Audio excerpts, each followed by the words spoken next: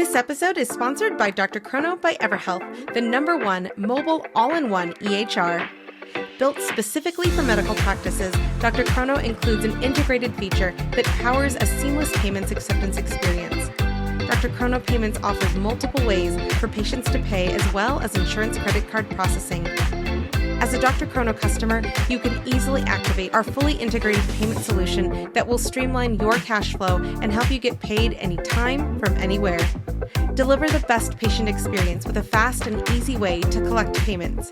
Visit drchrono.com/payments. That's drchrono.com/payments to learn more about Dr. Chrono today.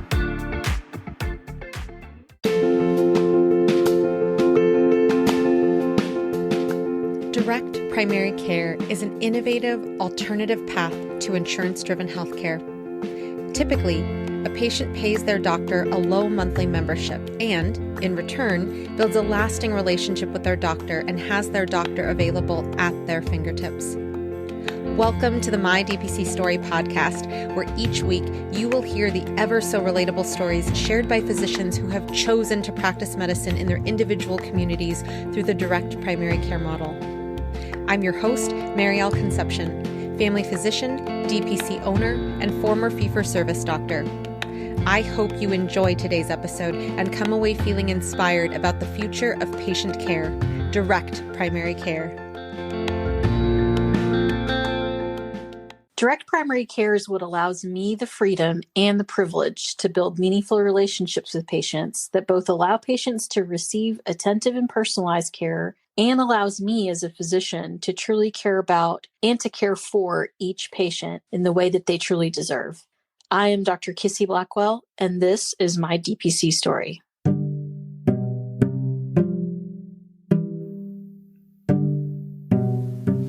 Dr. Kissi Blackwell graduated from the University of Texas Southwestern Medical School in Dallas, Texas in 2006, and from the John Peter Smith Family Medicine Residency in 2009.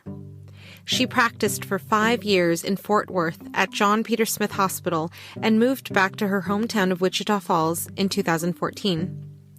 After almost 3 years of working with United Regional Physician Group, she ventured to open her own direct primary care practice and bring a new kind of healthcare to the Wichita Falls area.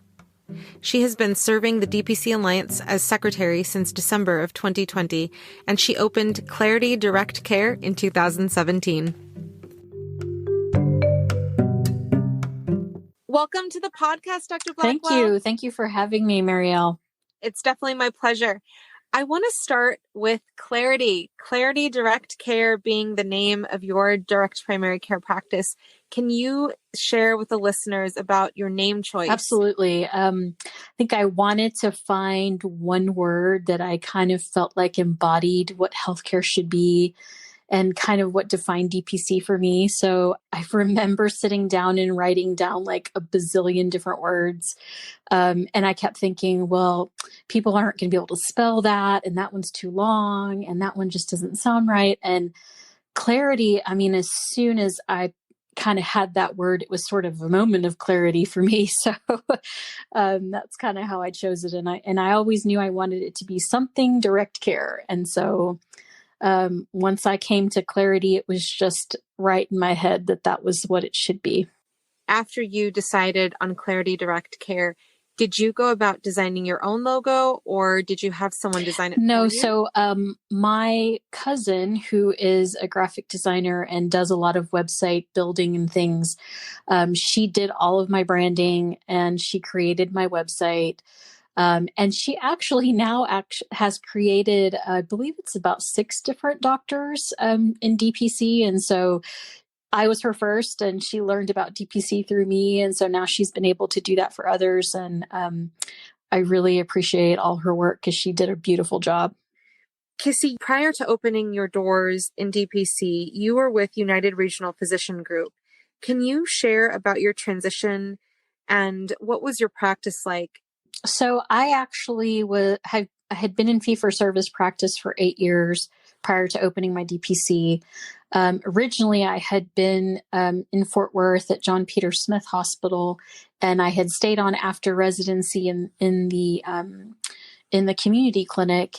And I knew that I had actually heard about DPC during that time, and I really loved the idea of it. And I knew that that's what I wanted to do, but I wasn't sure exactly how I was going to do it.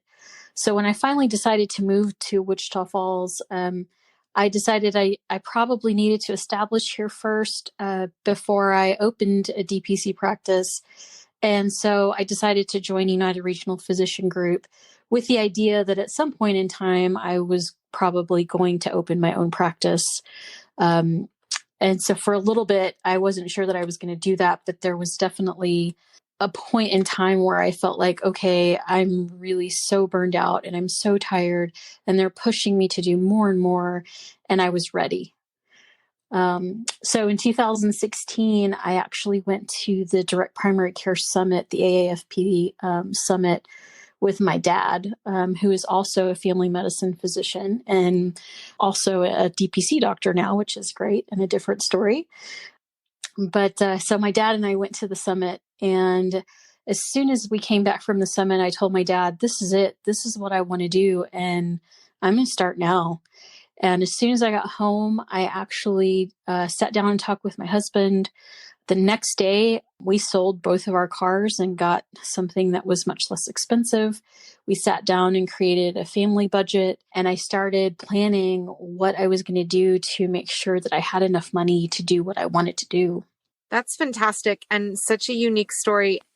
At the 2019 summit in Chicago, I sat at a table with a resident who was there with both of his parents. So that is fantastic that you and your dad went to the summit. I did not know that. Yeah, it was great. Beforehand. And, and we can certainly talk about this later, but I helped my parents transition 2 years ago into DPC, and they're both family medicine as well. So I'm very proud of that. I did not know that at all. Yes, it was great. They were both actually private practice for 30 plus years, and then ended up, they were having some trouble with just, keeping up with all the regulations. And so they decided to join United Regional Physician Group, which actually just right after I joined them as well. And, it was just a nightmare for them. They'd never really been employed like that. And they finally decided they were either going to have to retire or do something else. And I kept egging them on, like, please don't retire. Like, let me help you transition to DPC. And sure enough, they love it now. They're doing really well, and they haven't retired. So their patients still have them, which is great. That's what I was going to ask. Are they now never going to retire because are they so happy with their new? That's probably not amazing. The case. I think my dad is still looking forward to retirement, but not as soon as what they would have done before. Oh my gosh, that is so awesome. This is I'm so excited about this because, it's like getting people involved to the next level. You went forwards instead of backwards. We're always talking about the pipeline and affecting medical students. Like your freaking parents are doing DPC. It's great. That's probably one of the best things I could have done through this whole thing was to help my parents transition.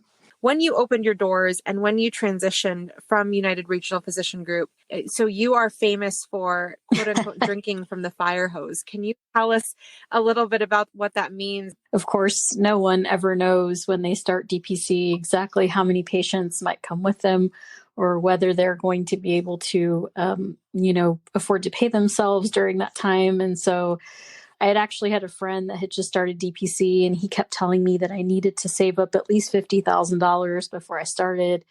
So I took an entire year and I moonlighted every Saturday for an entire year until I built up $50K.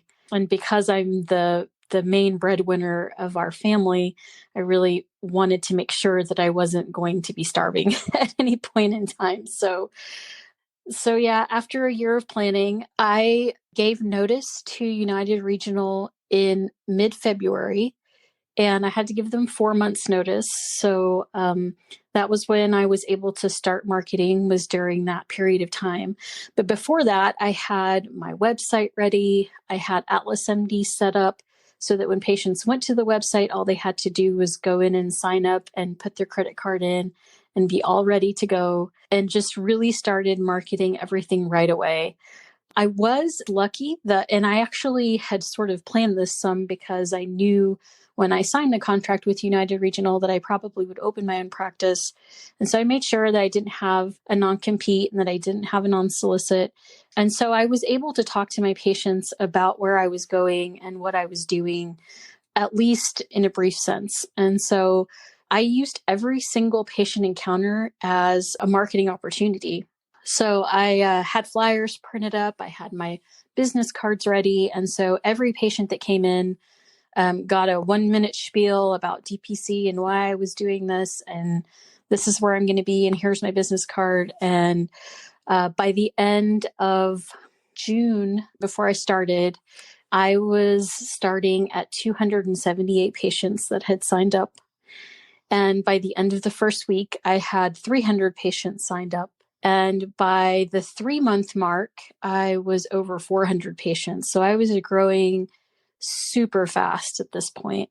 And I'm kind of a stickler about like making sure that patients have at least their original visit in the office so I can see them face to face, so I can do an H&P. And so I literally had the entire month of July full to the brim, probably seeing 10, 15 patients a day, doing, initial interviews just because, everybody paid for July. So I had to make sure everybody had their visit. So I did at first feel like, oh my God, I am drowning. I am working just as much as I did in fee for service. This isn't really what I wanted.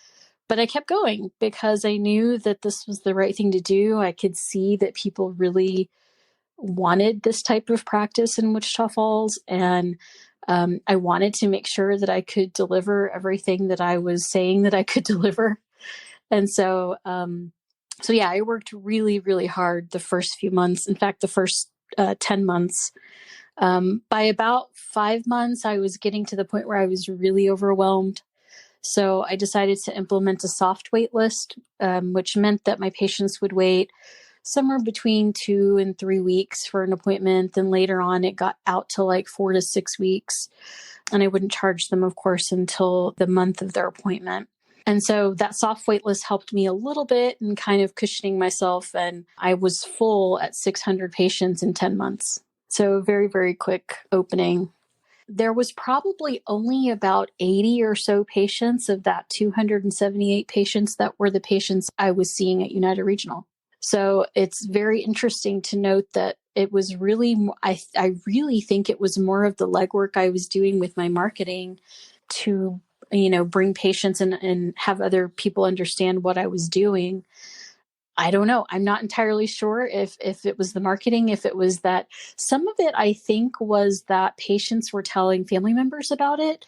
Like, oh, hey, and I remember patients telling me, oh, hey, I don't want to do this, but I have a daughter who doesn't have any insurance and her family doesn't have insurance, and I'm going to tell them about it. And so some of it, I think, was word of mouth in that sense, that my patients may have given me some word of mouth marketing there. But yeah, it wasn't really all of my patients. It was really mostly community patients, which is very interesting. We have about 130,000, I believe, in kind of the county area. And I definitely get patients from all around the county. So we're not a huge town, but we're certainly not super small either. So, but plenty of patients to go around. When you were deciding on your pricing, had you determined your pricing prior to handing in your notice when you had already developed your website and when you were already signed up with Atlas? Or did you develop your pricing strategy through talking with patients when you were in that last bulk of time? I felt like it was really important to be transparent from the very beginning and not just say, hey, here's this practice, like sign up, but I don't know how much it's going to be. So, patients wanted to know, like, well, how much is it going to cost me? And what is this and what is that? So I did feel like it was important to have that already ready to go so that it was very clear to patients, hey, this is what I'm doing. This is why I'm doing it. And then this is how much it's going to cost. So I developed my pricing really just based on, speaking to some of the seasoned DPC doctors. A lot of them had age-based pricing, and I liked the idea of that just because I felt like with age-based pricing, I could potentially attract more young families with small children, because I do like to do pediatrics and that sort of thing. And so, and that's really what I do see in my practice now, is that with the age-based pricing, I have a lot of young families, a lot of people that have their own small businesses and that sort of thing. And a lot of kiddos. About 20% of my practice is children. So that's kind of what I wanted. And it's the reason that I chose the pricing structure that I did, because I knew I wanted to sort of have that type of demographic in my clinic. When you were talking with your patients and educating them about your DPC and DPC in general, what was your elevator speech now? One of the things that I came across and read while I was kind of trying to figure out what I was going to tell people was the book by Simon Sinek, I think it's called Start With Why. And it really struck a chord with me. And so always when I go to tell people what I do, I don't tell them like, oh, well, this is how much I charge and I charge a monthly membership. No, I always want to start with why I'm doing this. And so I always say something like, I really wanted to bring back the doctor-patient relationship and make sure that my patients and I had a good relationship and that there were no middlemen between my patients and myself. So this is the reason why I decided to open this type of practice. And so then I go on from there. And so I always want to kind of tell patients why, so that they kind of are on board with my why before I even tell them how much it costs. And I still do that. Stay with us. We'll be right back. Thank you to Spruce Health for supporting the My DPC Story podcast. The ways we communicate have changed dramatically over the past decades, but technology and tools in healthcare have not kept pace. Patients want more access and digital convenience, as well as the ability to text their care teams. Care teams are inundated with more communication and rising expectations, but are still using tools and technology stuck in prior decades.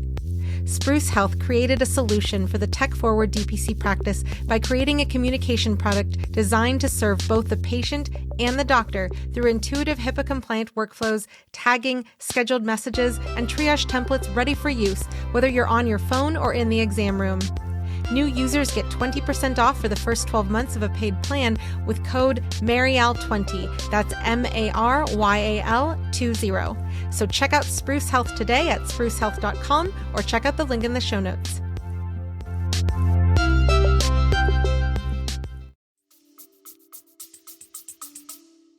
You had mentioned having a soft enrollment waitlist when the numbers in your practice were getting to a point where you felt that was necessary. Did those patients do any pre-enrollment payment in anticipation for their first visit? Once I decided to implement the wait list, because I was kind of drowning in so many patient visits per month, I would charge the enrollment fee, but then I wouldn't charge them their first month's visit until the month of their appointment. So if I enrolled them in January, they would pay their $75 enrollment fee, but I didn't see them till February, then they wouldn't pay their first month until February. Gotcha. And with regards to your pricing, you have on your website that the enrollment fee is waived if a person signs up and pays the annual rate. Was that something that you implemented early on? When I was doing my pre-enrollment during that 4 months that I was still working for the hospital, I did actually waive the enrollment fee for patients that would sign up before the start date. So that I think was a good marketing tool as well. Just saying, hey, sign up now. That way you don't have to pay the enrollment fee. And then I did have I did do the waiving of the enrollment fee with a year's payment from the very beginning. And I think that was just something that I had noted on, I believe it was probably Josh Umber's website that they did something like that. And so just gives them a little more incentive to do the yearly if they wanted to do that. Absolutely. And one of the things I miss about conferences is that during a conference, you were able to speak with so many people and hear so many different strategies. And I think that, going into planning DPC, take it all in and listen to what you're saying and what other people have thought about or done to tailor your practice for what you want to make it. It really just is a matter of what your preferences are with regards to what you want your patient population to look like. And just, even different parts of the country have different ways of doing things. So definitely speaking with as many people as you can, people that are in similar situations, people that are in similar sized towns, all that kind of thing is wonderful to be able to gather information. That said, Kissi, after your initial experience with drinking from the fire hose, did you do community marketing like town halls or presentations with local businesses to continue the momentum? So most of the marketing that I did was in that 4-month period before I opened my practice, just because at that point I felt like it was important to make the push for pre-enrollment, and I had a little bit more time at that point too. So I did a town hall probably about a month before I opened my practice.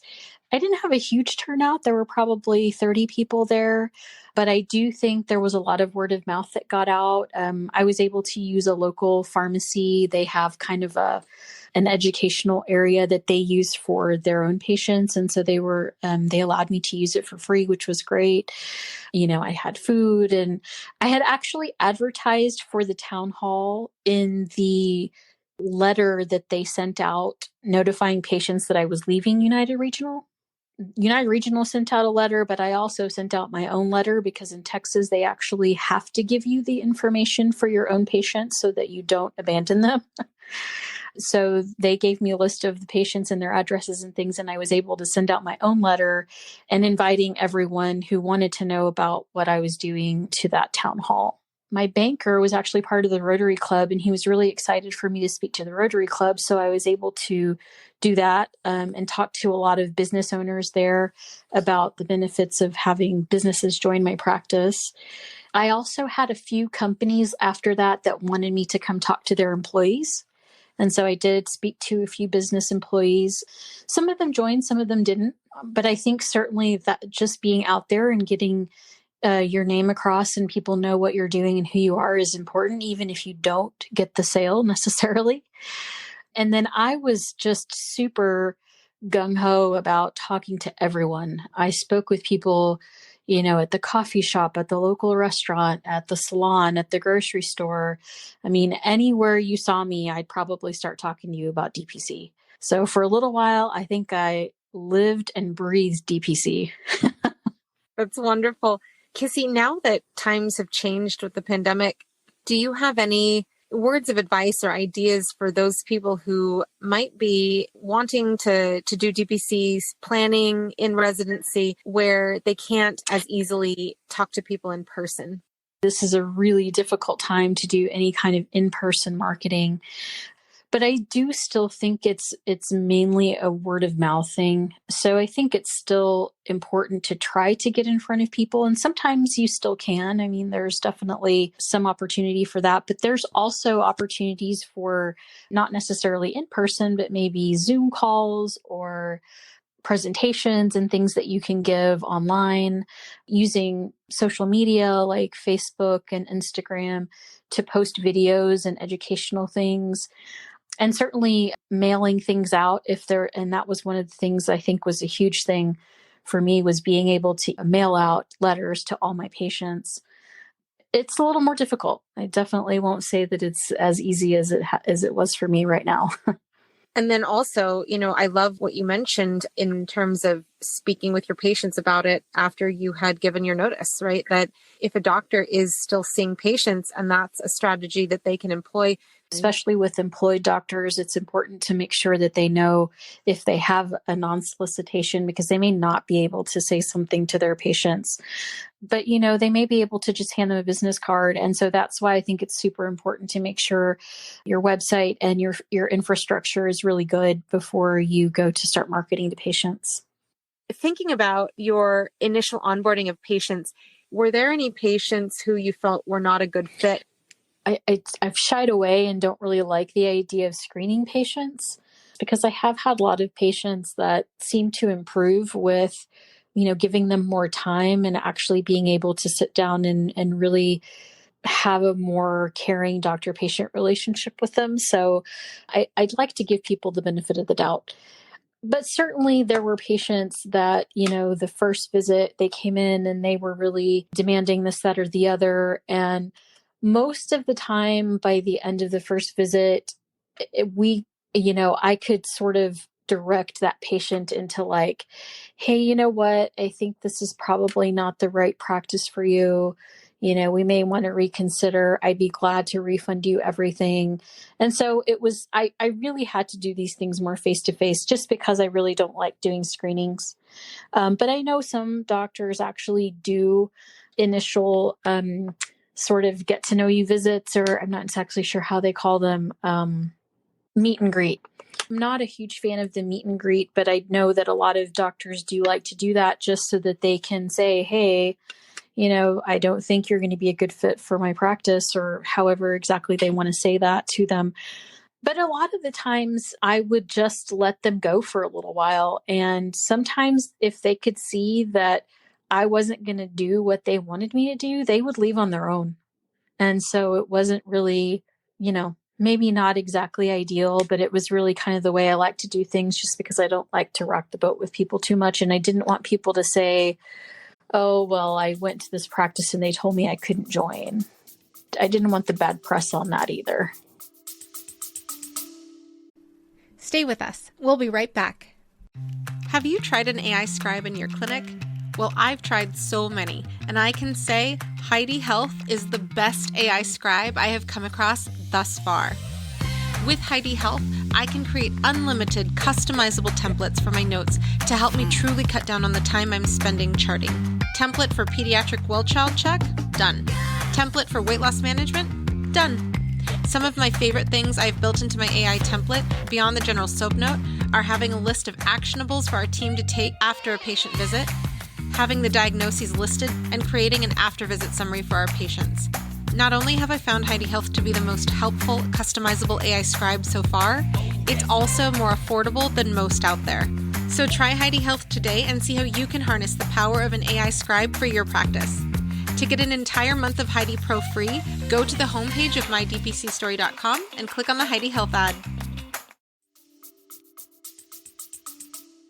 And this, especially with what you shared earlier about the population of Wichita Falls.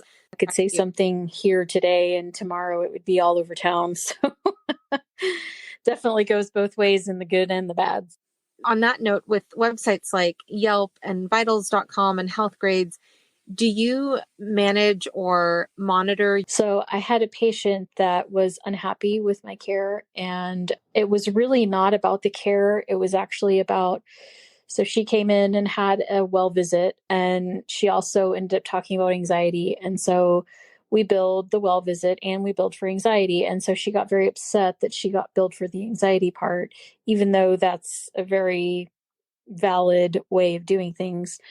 So she did go on to Health Grades and gave me this horrible review. And I don't know how I came across it exactly, but I came across the review and I thought, oh my gosh, I really need to make sure that I'm managing these things. And so I did claim my Health Grades website. I claimed vitals.com. I don't think I've done ZocDoc, but maybe something I need to look into. But the other reason too was because I had a patient come in she was using Yelp to try to find my practice, and she couldn't find me because I wasn't listed on there.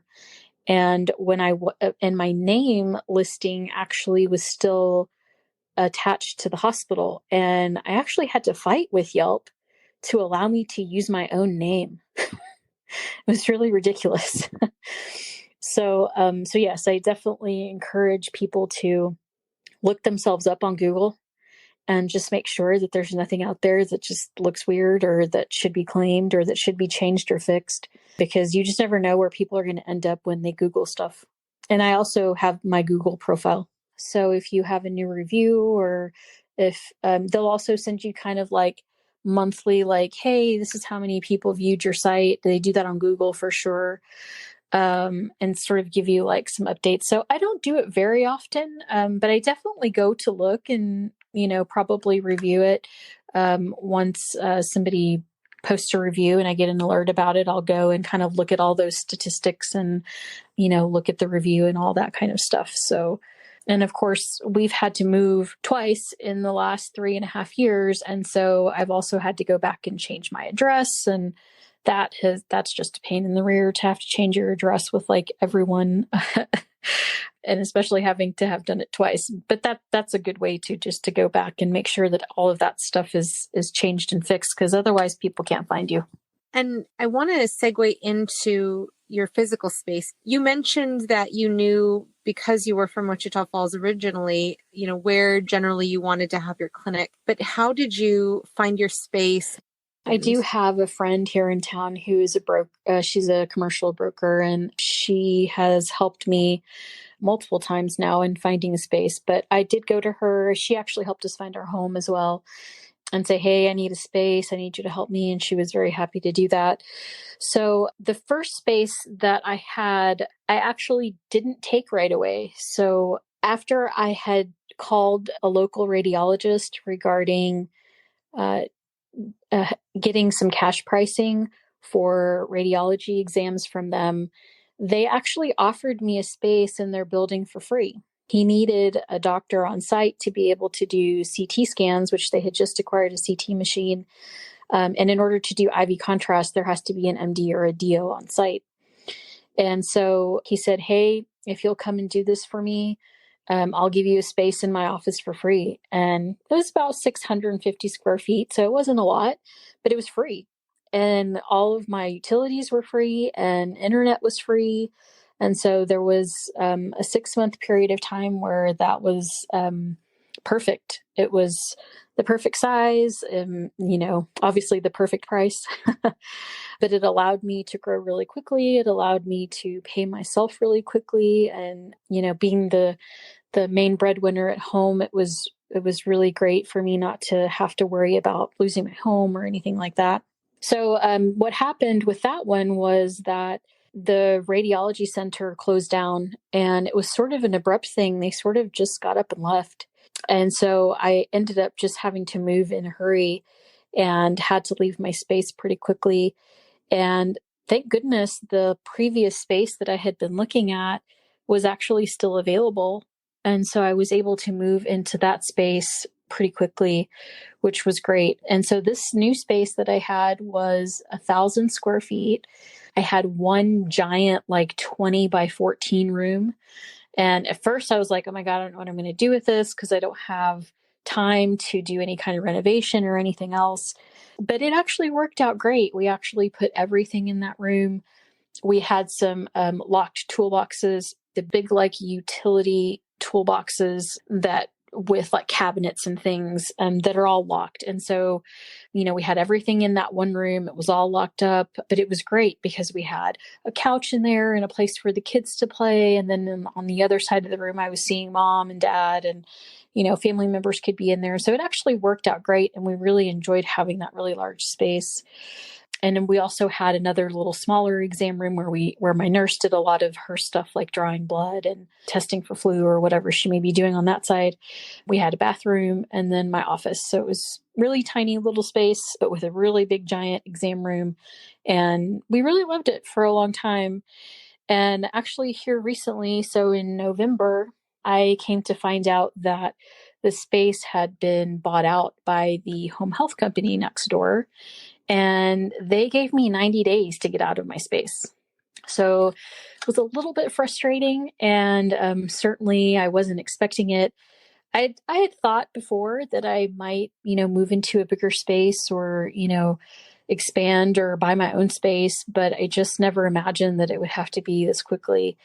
And thank goodness, it's really amazing. It was kind of like fate.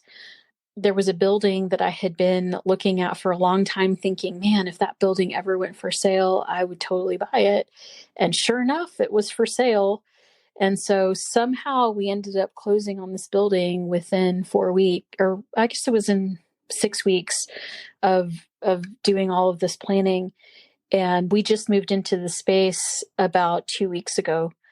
So we are really excited about our new location, and now I own it. So I don't have to worry about ever being kicked out again, which is great. So I'm excited to be able to own my own space now. And I do have a renter that I'm renting some of the space out to because our building is huge. So this new building is 3,400 square feet and 3,900 square feet. And so I've rented her out one side of the building, and she's actually a doctor of audiology. So she's got her sound booth and all of her equipment there. And so that'll be a really nice addition, I think, even to be able to send patients her way. How exciting, Kissi. That is fantastic. Yes. I want to ask, because you mentioned your nurse, when you opened your doors, did you have experience working with your nurse? Worked with me in fee-for-service for 2 years before I decided to go into DPC. And she, I think, had the feeling that I was going to leave at some point. And she said, if you ever leave, please take me with you. And I just remember her saying that.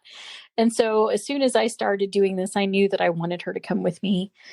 And before I knew how many patients I was really going to onboard, I had told her that we would wait until I got to like a certain number of patients. And I can't even remember what I told her now. And she was like, okay, yeah, that's fine. I just have to give 2 weeks notice. So it's not that big a deal. And then what had happened was actually the hospital was kind of pressuring her to tell them, because I think they knew that I was probably going to take her with me.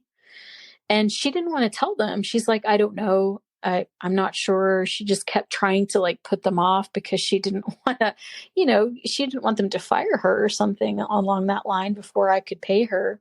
And, but things worked out, and, I knew that I had reached whatever point of patience that I thought I was going to bring her on at. I reached that and then way surpassed it by the time our doors opened. And so I was like, nope, Jennifer, you're definitely coming with me. Just go ahead and tell them that you're putting your notice, and I'll start paying you right away. So the nice thing was that I hired her 2 weeks before we started. And so in that 2 weeks, she just worked for me, answering the phone, scheduling patients, talking to patients about what DPC was. So that's how we ended up with so many patients at the end of the day too. Currently, we have 711 patients. I've added about 35 patients over the last 4 weeks, just because I want to make sure that I can pay a bigger mortgage and that kind of thing. And so I wanted to be sure that I wasn't going to have any income gap. And I asked her before, I said, hey, do you think you need me to hire somebody for you? Like, would you rather me just hire a front desk person? And she told me, she said, I really don't feel like I'm that busy. So if, I would rather you pay me a little bit more than for you to hire somebody else. And I was like, done. So I pay her well. And, she can't leave because I don't think she'll ever find that kind of salary anywhere else.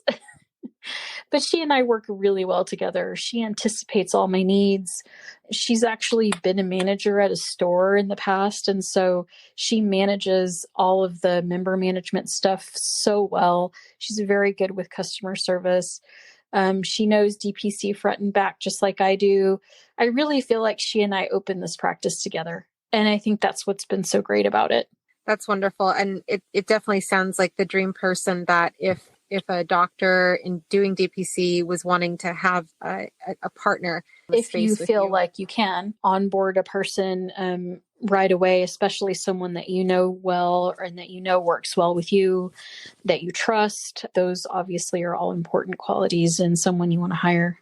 And Kissi, does Jennifer get a 401k or health benefit? Her husband actually carries health insurance for them through his job. And I haven't done a 401k just because I hadn't, I was still sort of in the starting phase and things. And so, but I have actually been considering doing that here in the near future. With the value that you bring having a direct primary care practice in Wichita Falls, I wanted to ask about medication dispensing, because in Texas, doctors are restricted in terms of how they can dispense medicines to patients. A lot of the talk between people that were starting DPC or even the people that were already seasoned DPC, they talked a lot about medication dispensing and how much value that brought to the practice. So it was a little bit nerve-wracking to think that I couldn't do that. I'll have to tell you that I don't think that it has really been a hindrance for me. I am still able to dispense a few things out of my office just because Texas does allow you to dispense up to 3 days of medication. But I don't do a lot of that. I do diflucan for patients that come in with yeast infection. I do azithromycin for people that come in with chlamydia or people that have STD exposure. And I do Zofran for people that come in with nausea and vomiting. So those are things I can definitely dispense in 3-day increments, and it kind of works out. And of course, I also do sampling, and I've gotten very good at finding reps to come out and see me and bring me stuff. And I've got whole binders full of cards for reps, which is great. We have a whole closet full of lots of different types of samples. So the nice thing about DPC is that because we don't have tons of patients, I may only have 1 or 2 patients for each type of medication that needs each type of medication. So getting enough samples for them to kind of keep them going isn't really terribly difficult. That said, Kissi, with you using Atlas, instead of using Atlas for an inventory of medicines that you self-dispense, do you use that inventory that are what? medicines I'm sorry? that you have that are samples? Samples. I don't actually use it for samples. It got really difficult because in Atlas, it kind of has especially when you get samples, you get sort of different lot numbers, and you may have 6 different boxes with different lot numbers on them. And so it would just get really, really bogged down, having a bazillion lot numbers in there. So I don't really like using it for that. I feel like it's not useful because if I go in there to dispense something and it's the wrong lot number, then I'm really not giving them any information anyway. So what we do is we actually just, we document in the patient's chart the lot number and the expiration and everything and what was given to the patient. But then we do use the inventory for our injectables because we do still do injectable medications. And we do a little bit of DME as well. So like wrist splints, and lately it's been pulse oxes and things like that. You mentioned that your practice has now over 700 patients, and right now your website lists signups on the wait list because you're not accepting new patients at this time. Can you touch on churn? We did have a hard wait list where we only really took patients off the wait list when we kind of got down to, where our churn was really getting too high. So for me, that number was about 650 at the time. So if I ever got to under 650 or getting close to 650, I would take a few patients off the wait list because I was kind of hovering at 680 most of the time. So we had, after COVID started, our wait list actually doubled. So we actually had about 90 patients on our wait list before I started taking people off because of my building purchase. So we had quite a few people that were waiting, but we started taking patients off of the wait list in December, just in anticipation of buying our new building. And my goal is to hopefully get up to around 750.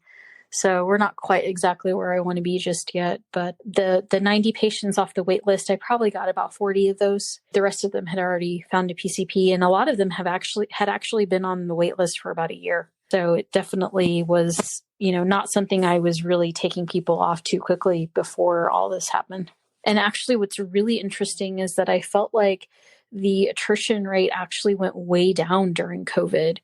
I think people were just like, oh no, I'm keeping my doctor at that point, so I really didn't have a lot of people leave, and I didn't have anybody leave because of financial reasons. So that was very interesting.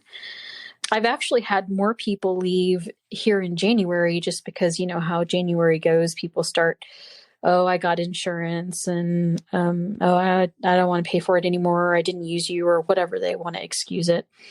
So I've had more attrition in this month than I've actually had, but I usually expect that in January. And if people decide to leave, do you have them pay a re-enrollment fee if they Yes, there is accepted? a $200 re-enrollment fee. I've only had 2 patients that have actually paid to come back.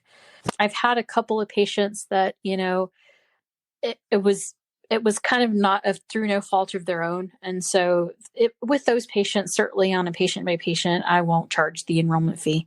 So it really kind of depends. But yes, we usually do charge the re-enrollment fee if they decide to come back.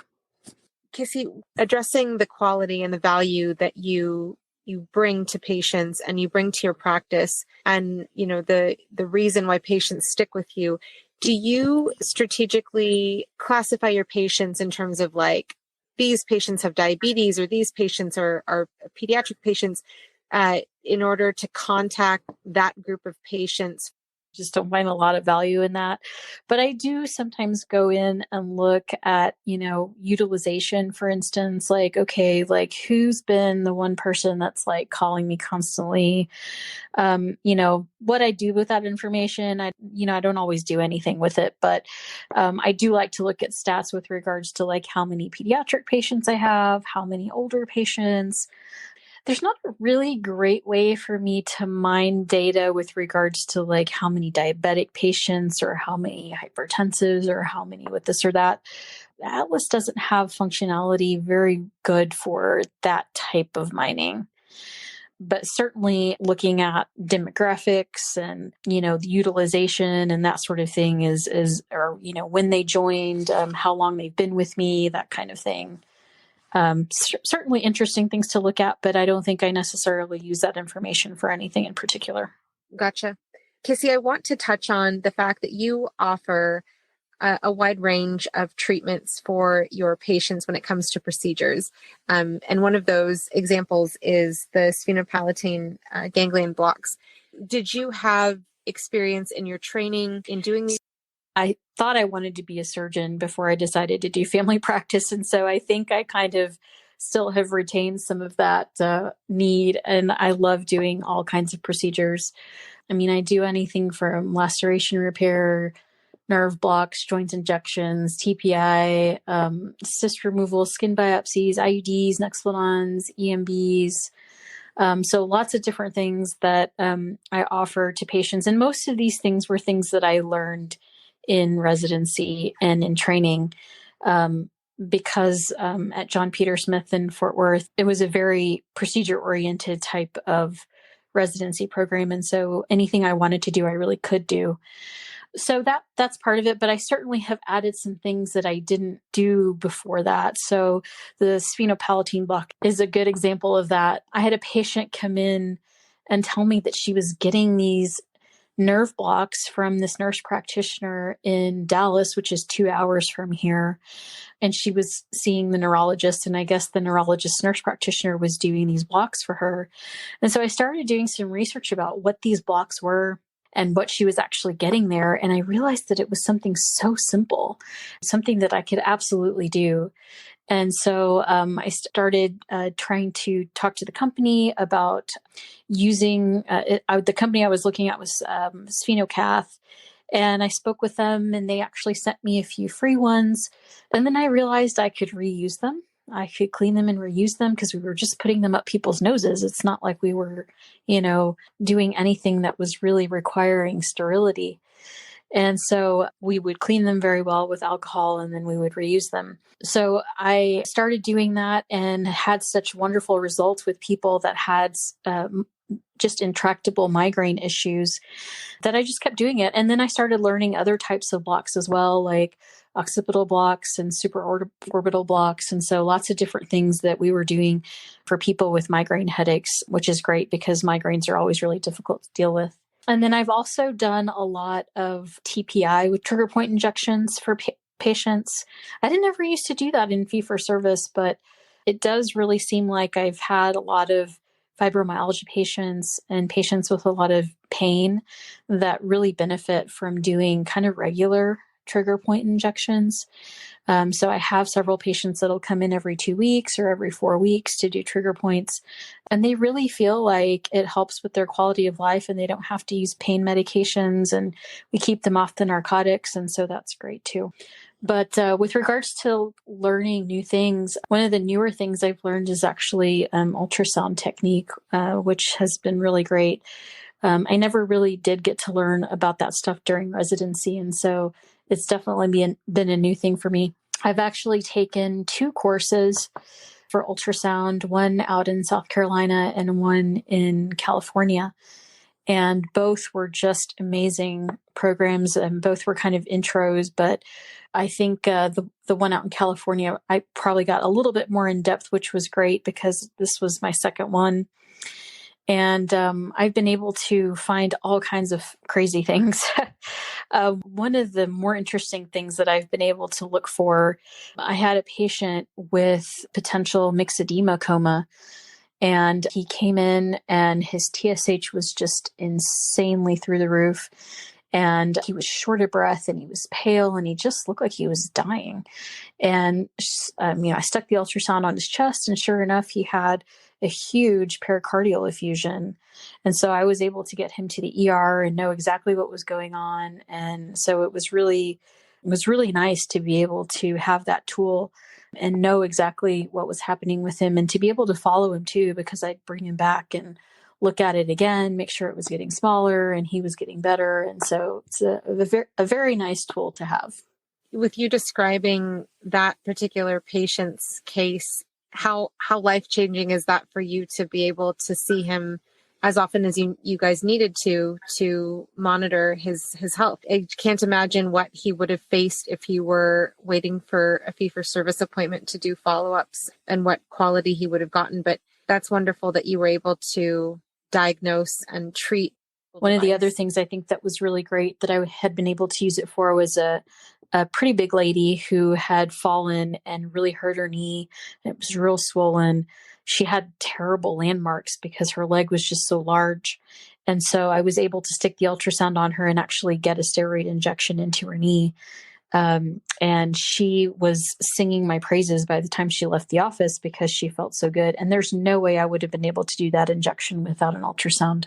That's wonderful. I want to shift the conversation because I feel it's really important to address the fact that you are the current secretary of the DPC Alliance. And so I wanted to ask you, could you explain what is the DPC Alliance? We wanted to create this alliance that helped with education and advocacy for DPC, helping new doctors create their own practice and helping seasoned doctors continue their practice.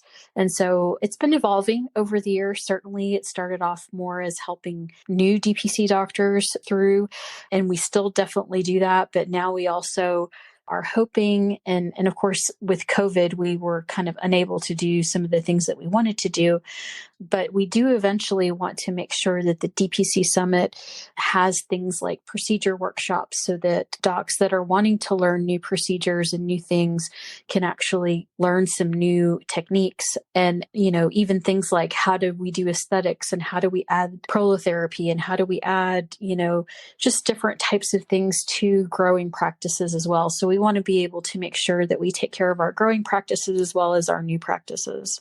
So that being said, we're actually in the process of planning a lot of things for this new year. And one of the things we did last year that was really great, we didn't get to do as many as we wanted, but we did get to do a few of our mastermind events. And those have just been so great. I actually have been to 2 mastermind events because I really kind of like to be there for mentorship. I went to the one in Portland as well as the one in Raleigh this year.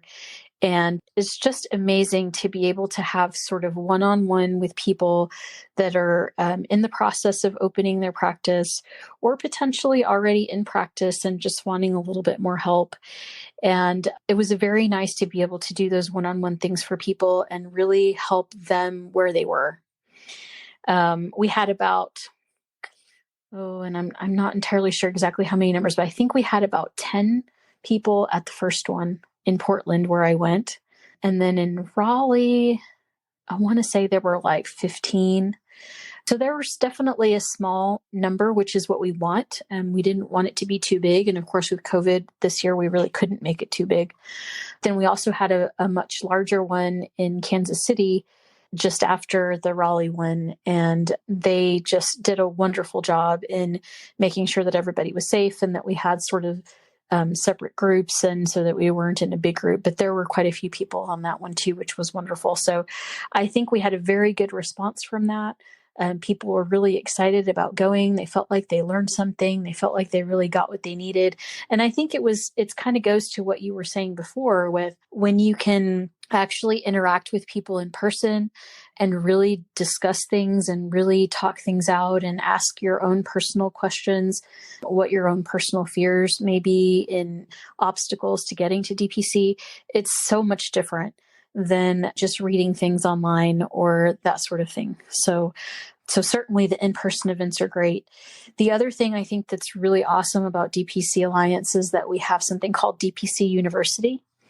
So this was actually created by a bunch of us that actually flew into Dallas one year, and we all started writing articles about different topics in DPC. And we created several hundred articles that are now in the DPC University. And they are basically meant to kind of gear new DPC doctors into their own practice. But we also want to continue to grow it so that we can also add topics for growing DPC practices, as well as educational type of things. And and I'll come back to the educational part, but so there's lots of different things in DPC University that are really great for starting practices. And one of the main ones that I kind of like to point people to is our DPC startup checklist. So we actually went through and just started thinking about what kinds of things new DPC practices needed to make sure they did. And so there's a nice little short checklist that they can go through, and that's actually free. So in our first 3 sections are actually free for starting doctors, which is great.